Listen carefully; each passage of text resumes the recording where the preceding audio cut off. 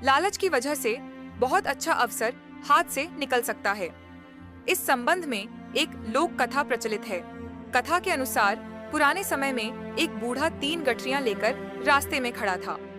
बूढ़े ने एक लड़के से कहा कि बेटा, क्या तुम मेरी मदद करोगे? मेरी एक गठरी बहुत भारी है, इसे मेरे गांव तक पहुंचा दो। मैं तुम्हें 2 स्वर्ण मुद्राएं दूंगा। लड़के ने कहा कि मैं आपकी मदद करने के लिए तैयार हूँ। लड़के ने एक गठरी उठा ली, वह बहुत भारी थी। लड़के ने वृद्ध से पूछा कि बाबा, इसमें क्या है? बूढ़े ने धीरे से जवाब दिया कि इसमें सिक्के हैं। लड़का सोचने लगा कि इतने सारे सिक्के, लेकिन मुझे इनसे क्या करना है? मैं बेईमानी नहीं करूंगा। दोनों आगे बढ़ते रहे। कुछ देर बाद वे एक नदी के किनारे पहुंच गए। उन्हें नदी पार करनी थी। लड़का नदी में उतर गया, लेकिन बूढ़ा किनारे पर ही खड़ा था। बूढ़े ने कहा कि मैं नदी में 2 गठरियां उठाकर चल नहीं सकता। क्या तुम मेरी एक और गठरी उठा सकते हो? लड़के ने हाँ कर दी।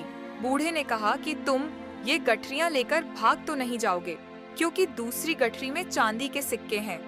लड़के ने कहा कि क्या मैं आपको चोर दिखता हूँ? मैं एक ईमानदार इंसान हूँ, मुझे धन का लालच नहीं है। अब लड़के के 2 गठरियां हो गईं। दोनों आगे बढ़ने लगे। कुछ देर बाद एक पहाड़ी आई।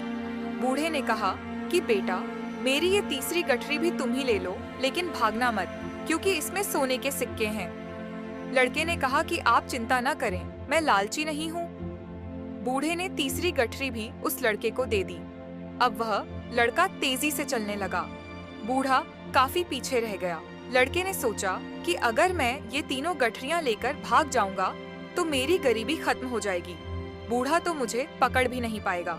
ये सोचकर वह तीनों गठरियां लेकर भाग गया। लड़के ने घर पहुंचकर गठरियां खोली तो उसमें मिट्टी के सिक्के थे। ये देखकर वह हैरान था।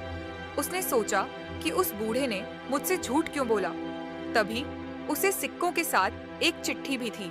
चिट्ठी में लिखा था कि ये पूरा नाटक इस राज्य के खजाने की सुरक्षा के लिए ईमानदारी व्यक्ति की खोज के लिए रचा गया है। वह बूढ़ा कोई और नहीं बल्कि इस राज्य के राजा हैं। अगर तुम ईमानदार रहते तो तुम्हें मंत्री पद मिलता और राजा से मान सम्मान भी मिलता। व्यक्ति को अपनी गलती पर पछतावा होने लगा। उसने छोटे से लालच में बड़ा अवसर खो दिया था।